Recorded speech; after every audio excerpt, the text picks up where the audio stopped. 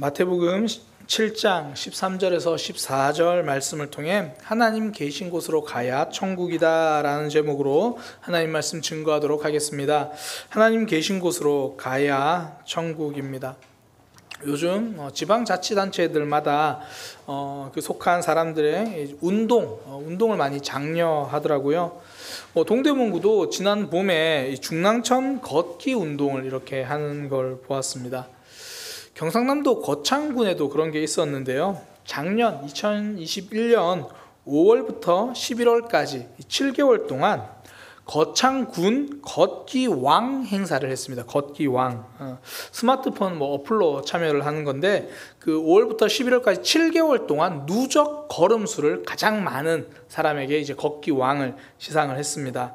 그 걷기왕으로 뽑힌 사람이 탁윤생이라는 분과 또 박월숙이라는 분인데요. 1위와 2위를 했어요. 근데 두 분이 부부입니다. 알고 보니까 이 사연이 있는 거예요. 그 남편이 위암 때문에 위의 대부분을 절제를 했습니다. 그러니 이제 계속 몸이 힘들고 이 수술 후유증도 많았죠. 그래서 선택한 게 걷기인 거예요. 일단 걷기라도 해보자. 그러니까 남편은 나 살기 위해서 걸었고요. 아내는 남편 살리기 위해서 함께 걸었습니다. 그렇게 살기 위해서 걷기 시작한 것이 10년이 넘은 거예요. 그러니까 비가 와도 걸었대요. TV를 보면서도 집안에서 걸었다고 합니다. 그냥 말로만 우리가 이 상황을 들으면요, 야, 저 사람은 무슨 비가 와도 밖에 나와서 저렇게 걷냐? 집에서도 TV 보면서 걷냐? 왜 저렇게 힘들게 사나? 그럴 수 있잖아요.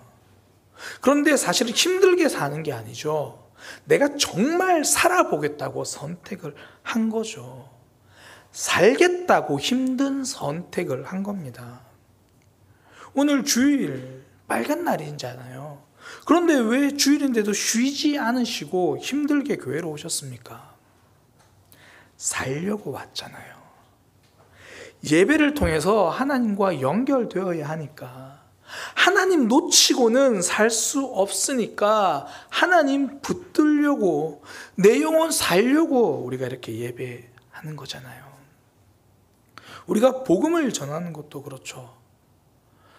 나 혼자 휴일을 뺏기는 거 너무 억울해, 너도 한번 고생해봐라, 그런 마음으로 교회 가자고 그러지 않잖아요. 혹여나 그런 분들이 있으신가요? 남편과 아내를 전도할 때 그런 마음으로 하셨나요?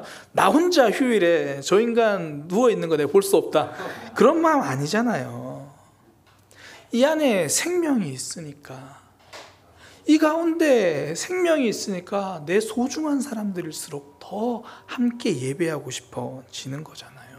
생명이 있으니까. 오늘 본문에서 예수님께서 좁은 문으로 들어가라, 좁은 길로 가라라고 말씀하신 이유가 바로 그겁니다. 그 길이 생명길이기 때문이죠. 좀 편하고 넓은 길, 남들이 보기에 좋아하는 그 길, 예수님은 조심하라고 말씀하십니다. 그 길은 멸망으로 가는 티켓, 멸망의 티켓이라는 거예요. 한마디로 오늘 본문은 살아나는 이야기입니다.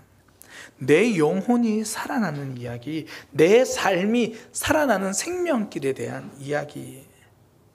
그러니까 어떻게 해야 내 삶이 회복될 수 있을까요? 어떻게 해야 우리 가정이 회복될 수 있을까요? 어떻게 해야 무너진 내 마음이 회복될 수 있을까요? 그 회복되는 길, 생명길, 예수님은 우리에게 그 길을 알려주십니다. 하나님은 우리를요, 일부러 좁고 힘든고 어려운 길로 내모시는 분이 아니에요. 생명길, 회복의 길을 알려주시는 거죠. 하나님이 갈대아 우르에 있던 아브라함을 가나안 땅으로 보내십니다. 그 이유가 뭐냐면 가나안 땅이 더 먹고 살기 좋아서 그런 게 아니고요. 당시 갈대아 우르라고 하면 오늘날로 말하면 뉴욕이에요. 뉴욕.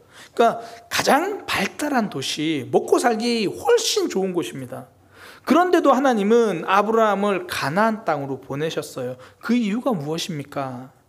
참된 생명이 있는 곳이기 때문이에요. 하나님 없는 우상 도시가 아니라 하나님 붙들고 살아가는 약속의 땅이기 때문입니다. 그러니까 하나님의 관점에서는 어디가 더 풍요로운가 여기에 관심이 없으신 거예요. 어디가 더 편안하게 내 몸이 살 수 있나 여기에 관심이 없습니다. 어느 곳으로 인도해야 내 자녀, 내 백성이 생명 붙들고 살아갈 수 있는가. 하나님의 관심은 거기 있는 거예요. 하나님은 우리를 화려한 사망의 자리에 내버려 두지 않으십니다. 우리가 출근할 때 그 출근길, 지하철 타고 가시는 분들 있잖아요. 그걸 지옥철이라고 부르잖아요. 저도 이전에 이제 일주일에 한 번씩 잠실에 세미나를 갈 때 저는 보통 지하철을 타고 움직입니다. 그러면 이제 천호역에서 환승을 해요. 이제 아침에 저도 가니까 대부분 출근 시간대랑 맞거든요. 그럼 천호역에서 내려가지고 이제 환승하려고 가다 보면 조금만 돌면 사람들이 줄을 쫙 서 있어요. 그러니까 조금만 움직여도 바로 줄 끝이에요. 그걸 보고 있으면 무슨 생각이 드냐면 이 사람들이 다 저 지하철에 들어갈 수 있을까? 그런 생각이 들어요. 근데 사람들이 그렇게 많이 가득 차도 또 그걸 타요. 정말 숨 막히고 힘들어도 저걸 타야 지각하지 않잖아요. 퇴근길은 그렇죠. 퇴근길도 정말 빡빡한 지옥철인데도 저걸 타야 집으로 갈 수 있잖아요. 자리가 많다고 편하다고 엉뚱한 노선을 선택하진 않아요. 제가 실제로 그랬던 적이 한 번 있어요. 제가 서울 온 지 얼마 안 됐을 때 그때도 이제 어디 가기 위해서 장안평역으로 열심히 부지런히 걸어서 그 입구에서 지하철 그 입구 찍고 이제 내려가려고 하는데 사람들이 막 올라오는 거예요. 그러니까 지하철에 도착했다는 거죠. 그러니까 이제 지하철 출발하기 전에 간다고 열심히 내려가가지고 다행히 문 닫히기 전에 탁 탔습니다. 탔는데 반대 방향을 탄 거예요. 그러니까 사람들이 올라오는 것만 보고 이제 빨리 타야겠다고 막 내려가가지고 저는 상일동행으로 가는 걸 타야 되는데 김포 방향을 타고 보니까 그건 거죠. 그러니까 빨리 온다고 덥석 탔는데 반대길이에요. 빠르다고 아무거나 타면 반대로 갑니다. 자리 많다고 편하다고 아무 노선이나 타면 그건 방황이에요. 성도는 하나님께로 가는 노선을 타는 사람입니다. 때로는 그 자리가 불편하고요. 마음 힘든 일이 있어도 그 길을 선택해서 생명을 누리는 거예요. 하나님 계신 곳으로 가야 거기가 천국입니다. 오늘 말씀이 바로 이거예요. 천국을 누리는 방법, 삶이 회복되고 내가 살아나는 길. 우리 삶, 시들고 지쳐있는 삶이 아니라 생명력으로 충만한 삶. 상처와 아픔으로 주저앉아 있기보다 싱싱하게 되살아나는 삶. 그런 삶 되어야 되지 않겠습니까? 그러기 위해서 저는 이 생명길에 대한 이해를 함께 좀 나누려고 하는 거예요. 이 생명길, 첫 번째 이 생명길은요, 예수님이 앞서 가신 길입니다. 오늘 본문에 보면 예수님이 좁은 길로 가라 이야기를 하십니다. 생명으로 인도하는 문 좁고 길이 험하지만 찾는 자가 적지만 그 길을 가라, 험한 길 가라 말씀하세요. 근데 이 말이 힘이 있는 이유가 있습니다. 십자가의 길을 걸어가실 예수님이 하신 말씀이기 때문이에요. 지금 이 말씀을 하고 계신 예수님은 앞으로 십자가의 길을 걸어가실 거고요. 또 지금 이 말씀을 듣고 있는 우리에게는 그 험한 좁고 험한 길, 십자가의 길, 우리 예수님이 앞서 가신 길이에요. 우리 보고 좁은 길 가라, 좁은 문 가라, 험한 길 가라 속 모르고 하시는 말씀이 아니라는 겁니다. 아는 사람이 하는 말은 힘이 있어요. 제가 이번 안식월에 이제 아내와 함께 통영에 있는 사량도라고 하는 섬에 다녀왔습니다.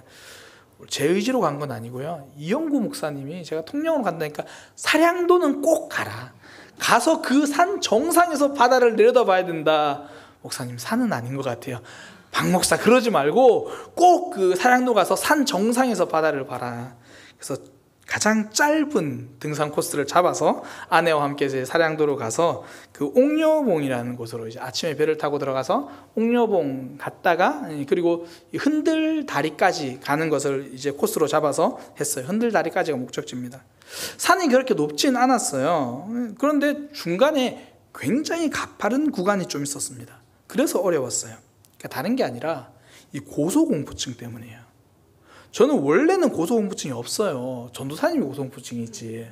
그래서 항상 어디를 가면 전도사님이 막 힘들어 하시거든요. 같이 다니다 보니까 옮았나 봐요. 그걸 전염시키고 그래요. 그러니까 제가 그 전까지는 높은 곳에 올라가는 게 무섭기는 해도 지금처럼 이렇게 두렵진 않았어요.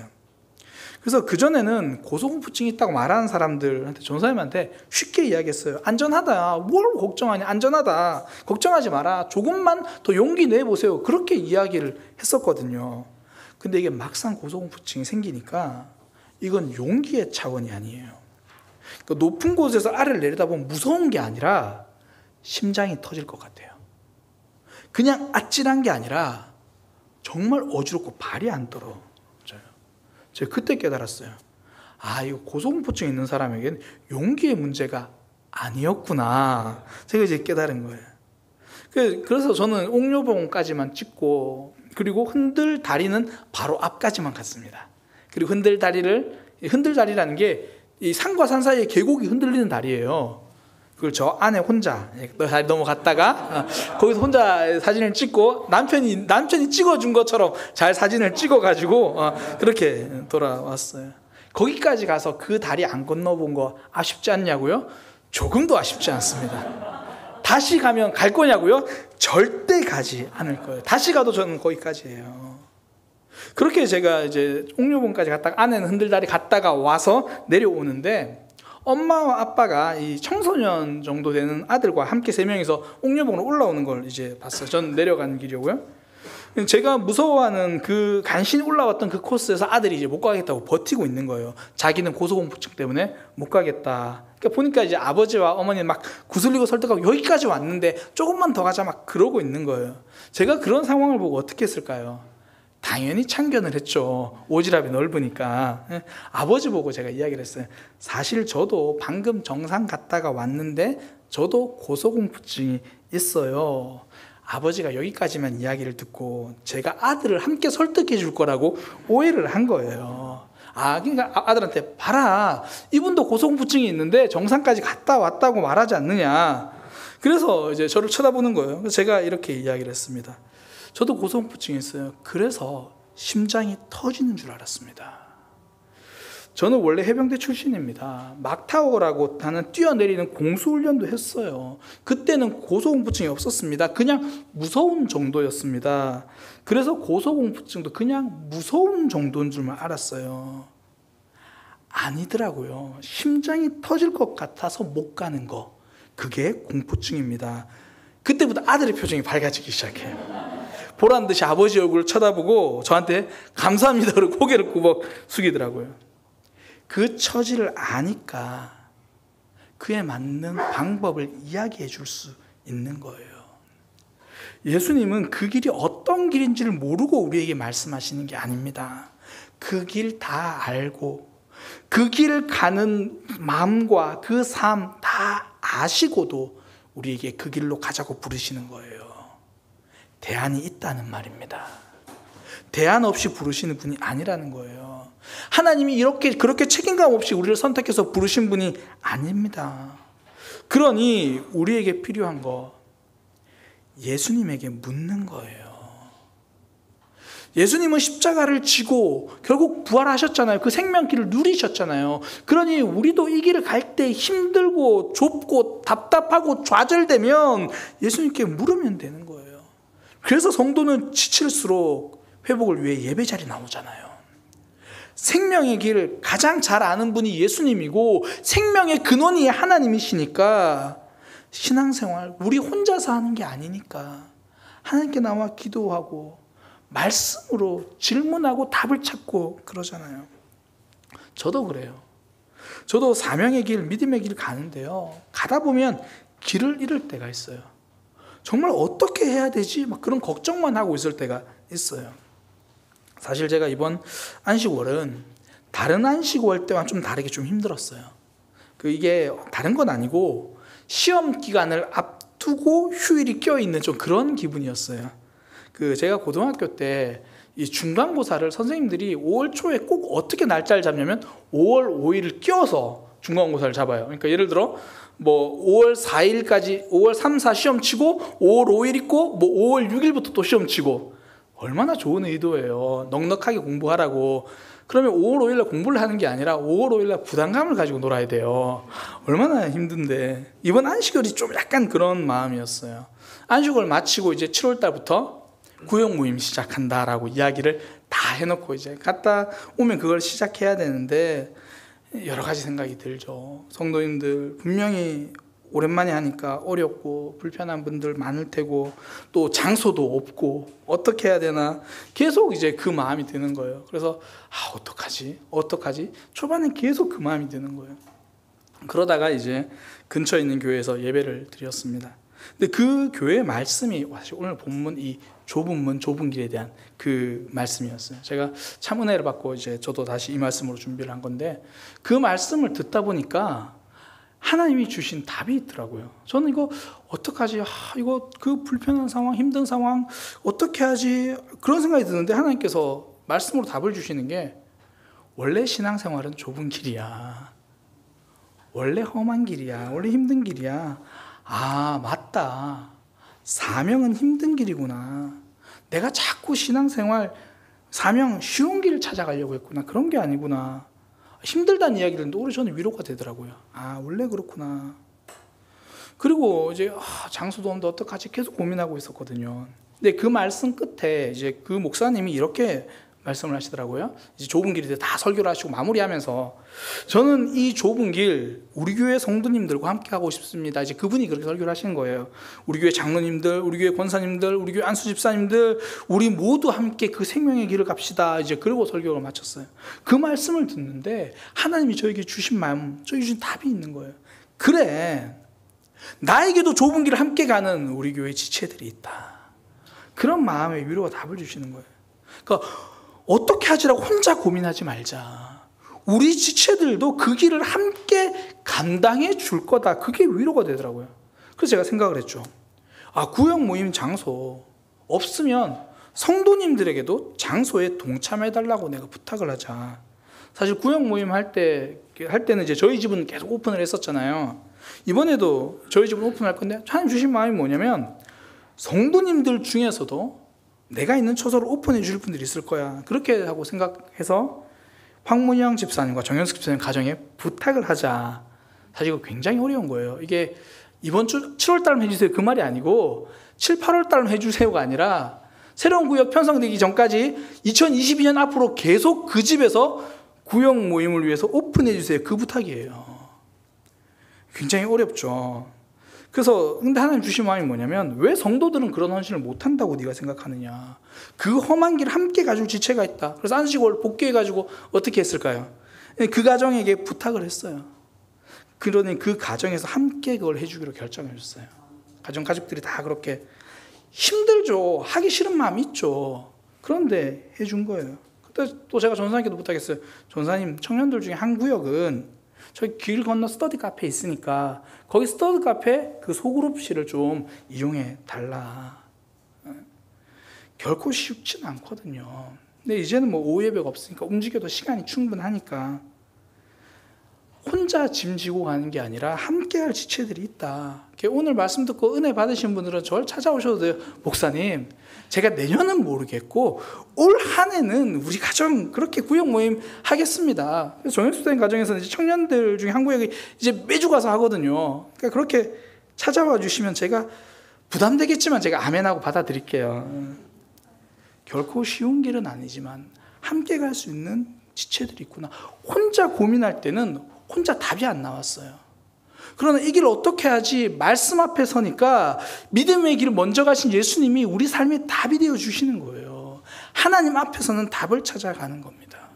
엉뚱하게 저 혼자 질문하니까, 저에게 질문하니까 답을 찾을 수가 없어요. 한 대학생이 이제 학교에서 이제 새 학기를 시작하는데, 이 새 학기를 시작하니까 친구들과 관계가 너무 어려운 거예요. 그게 좀 답답한 마음에, 요즘 뭐 잘 모르면 네이버에다 검색을 하잖아요. 그러니까 그 친구도 뭐 답을 찾으려고 검색한 건 아니고 답답해서 이제 신학기인데 친구들과 어떻게 잘 지낼 수 있는가요? 뭐 질문을 했어요. 그랬더니 그 질문에 누군가 정성스럽게 답변을 남긴 거예요. 학교에서 친구들과 친하게 지낼 수 있는 법. 초등학생이 답변을 남겼습니다. 대학생이 질문을 했는데, 그래서 실제로 네이버 지식인에 대해서 요즘 사람들이 이렇게 말해요. 대학생이 질문하고 초등학생이 답변한다. 또 그랬더니 그게 정말 사실인지 또 그걸 질문을 올린 사람이 있어요. 예배 마치고 네이버에 한번 질문을 해보세요. 진짜 있어요. 지식인 정말 대학생이 질문하고 초등학생이 답하나요? 그랬더니 거기 답변이 달려있어요. 네, 지금 제 동생이 42살이신 분 질문에 답변 중. 참고로 저도 초등학생이고요. 엉뚱한 곳에서 질문하면 엉뚱한 대답만 듣는 거예요. 신앙생활 제대로 하는 법, 생명길 앞서가신 예수님에게 질문하고 예수님에게 답을 듣는 겁니다. 그래서 믿음 생활은요, 마음대로 하지 않고 말씀대로 하는 거예요. 내가 원하는 대답을 해주는 사람을 찾아가는 것이 아니라 말씀의 기준을 알려주는 자리에 엎드리는 겁니다. 그때부터 내 믿음이 싱싱하게 살아나는 거죠. 생명력이 충만한 삶이 됩니다. 생명길의 첫 번째 특징, 예수님이 앞서가신 길이에요.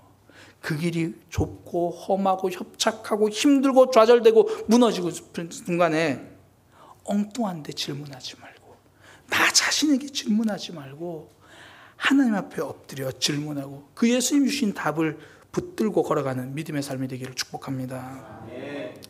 두 번째, 그 길의 특징이 뭐냐면 그 길 가려면 유혹이 많다는 거예요. 예수님이 좁은 문으로 들어가라고 말씀하시면서 이어서 하시는 말씀, 멸망으로 인도하는 문은 그 길이 많은 사람이 가고 있다, 그렇게 말씀하세요. 그러니까 나는 그래도 말씀 따라가는 삶, 이 길이 맞는 것 같은데 다들 사람들이 저쪽으로 가고 있는 거예요. 그러면 흔들려요. 3인 성호라 그러잖아요. 세 사람이 없는 호랑이도 만든다 그러잖아요. 야, 나 호랑이 봤는데 너 봤어? 못 봤는데? 저 사람도 봤다던데? 이 사람도 봤다던데? 세 명이서 말하면 없는 호랑이도 있는 것처럼 여겨져요. 나는 예수님 안의 행복과 여기 참 기쁨이 있다고 생각하는데 많은 사람들이 신앙생활 대충 해도 충분하다라고 이야기를 하니까 신앙생활 대충 해도 평안이 있는 것처럼 오해를 하는 거예요. 부산 출신의 시인 중에 이환천이라는 시인이 있는데요. 그가 쓴 시가 있습니다. 부산 사투리가 좀 들어있는데 배려라고 하는 시입니다. 이 시를 좀 우리가 같이 한번 읽어볼게요. 이환천의 배려, 시를 같이 읽겠습니다. 시작. 배려를 꾸준히 받으면 사람을 다 배려 놓는다. 주변에서 다 괜찮다고 뭐 그럴 수 있다고 말하니까 이 정도 타협은 괜찮을 거야. 스스로 유혹하고 스스로 유혹에 빠집니다. 나도 모르게 신앙생활을 배려놓기 시작하는 거예요. 사람들이 왜 좌절합니까? 저 사람들처럼 살려고 해서 그래요. 많은 사람들이 가는 길, 많은 사람들이 가려고 하는 그 길 나도 가려고 하니까 삶이 무겁고 지치고 좌절되는 거죠. 다 많은 사람이 맞다고 해도 옳은 길이 아닙니다. 아일랜드 작가 오스카 와일드는 이렇게 말합니다. 사람들이 나에게 동의할 때마다 내가 틀렸다는 느낌이 든다. 많은 사람이 나에게 동의하고 옳다고 말할 때마다 오히려 내가 틀린 건 아닌가 그런 생각이 든다. 성도는 많은 사람들이 오케이 하는 길을 선택하는 대신 하나님께서 오케이 하시는 길을 선택하는 거예요. 갈라디아서 1장 10절에 이렇게 말하잖아요. 이제 내가 사람들에게 좋게 하랴, 하나님께 좋게 하랴. 사람들에게 기쁨을 구하랴. 내가 지금까지 사람들의 기쁨을 구하였다면 그리스도의 종이 아니니라. 생명의 길은 다른 사람이 얼마나 가고 있는가 그거 보면서 가는 길이 아닙니다. 하나님 보면서 가는 길이에요. 전사님이 지난 4주간 빌립보서 말씀을 함께 나누어 주셨잖아요. 거기서 바울이 참 기뻐한다고 말해요. 감옥에 갇혀 있으면서도 바울이 기뻐한다고 한 말이거든요. 왜 그렇습니까? 남들 보지 않아서 그래요. 나는 갇혀 있는데 남들은 저렇게 자유롭네. 남들이 가진 자유를 보지 않았습니다. 비록 나는 갇혀 있고 내 몸은 갇혀 있지만 나에게는 하나님과 소통할 수 있는 그 길이 뚫려 있다. 내게 있는 자유를 본 거예요. 하나님이 주신 자유. 그 가치를 붙들고 사는 겁니다. 많은 사람들이 가는 넓고 큰 길, 그 길의 끝은 멸망이라고 말씀하시는 거예요. 대신에 좁고 험해서 찾는 사람들이 적어도, 많은 사람들이 이 길을 선택하지 않아도, 많은 사람들이 좀 어리석고 바보같이 왜 그렇게 유별나게 신앙생활 하냐고 말해도 그 길이 옳다라고 말씀하시는 겁니다. 남들처럼 살지 못해도 실패가 아니라는 거예요. 적은 사람, 적은 길 가고 있는 그 선택, 하나님 보고 선택했으면 그 선택이 바른 선택이다 말씀하시는 겁니다. 삶이 회복되는 비결, 생명력으로 충만해지는 비결, 남들처럼 살지 못할까 봐 두려워하기보다 정말 남들처럼 살아버릴까 봐 두려워하시기 바랍니다. 하나님 붙들지 못하고 사람들 시선 붙들까 봐 두려워하는 삶. 한마디로 세상에 노라고 대답할 수 있는 삶. 그 선택이 쌓일 때 내 안에 생명력이 쌓입니다. 거절하는 힘이죠. 요즘 많은 성도님들이 그 송경민 목사님의 찬양을 굉장히 좋아하시더라고요. 가장 대표적인 게 행복이라는 찬양이 있잖아요. 화려하진 않아도 정결하게 사는 삶, 그런 찬양. 또 우리 한때 많이 했던 은혜라는 찬양, 모든 것이 은혜, 내게 지나왔던 모든 그런 찬양. 음정은 생각하지 마시고요. 그런 찬양. 그리고 송경민 목사님의 찬양 중에 청년의 기도라는 찬양이 있습니다. 청년의 기도. 가사가 이렇게 됩니다. 내게 주신 모든 것 주께 감사드리며 많은 재물보다 더 복음을 선택하고 화려한 길 아니라 진리의 길을 당당히 걷는 거룩한 주 예수의 청년 되게 하소서. 불의로 얻는 복은 당당히 포기하고 하나님 보시기에 정결한 그릇 되어 이 땅에 날 보내신 하나님의 뜻대로 주 영광 위에 사는 청년 되게 하소서. 내 삶이 복음과 멀어진다면 많은 재물에도 노라고 외치는 길, 진리의 길을 위해서라면 화려한 길도 노라고 외치고 거룩한 주의 백성이 되게 하소서. 불의로 얻는 복은 당당히 거절할 수 있는 거절의 힘을 주옵소서. 사람들이 괜찮다고 하는 것을 거절하고 하나님이 주시는 평안을 누리시기를 축복합니다. 많은 사람들이 가는 길을 그렇게 거절하라고 하나님 말씀하신 이유는 내가 너희에게 줄 평안과 복이 있다라는 거예요. 하나님이 주시는 평안 있다라는 거죠. 성도는요, 많은 사람들 속에서 안정감을 찾는 사람이 아닙니다. 나 혼자 외톨이가 된 것 같아도 우리 하나님 품 안에서 평안을 누리는 사람이 성도입니다. 하나님이 주시는 생명력, 그 평안이 있기 때문이죠. 일주일에 한 번 쉬는 주일, 우리는 거실 TV 앞이 아니라 하나님 앞에서 있습니다. 휴일에 이불 안이 아니라 하나님은 우리를 하나님 안으로 부르십니다.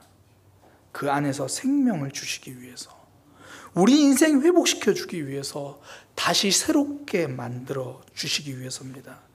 때론 힘들어요. 어떤 분에게는 예배 나오는 것도 짐스러울 때가 있고요. 어떨 때는 신앙생활 말씀 들리는 게 더 힘들어요. 버겁고 어렵습니다. 그러나 그 길이 바로 우리가 사는 길이에요. 그 길이 바로 하나님 품으로 가는 길입니다. 유혹이 참 많아도 그래도 우리 예수님 먼저 가신 그 길, 우리도 그 길을 선택해서 하나님의 은혜를 누리는 삶이 되기를 소망합니다.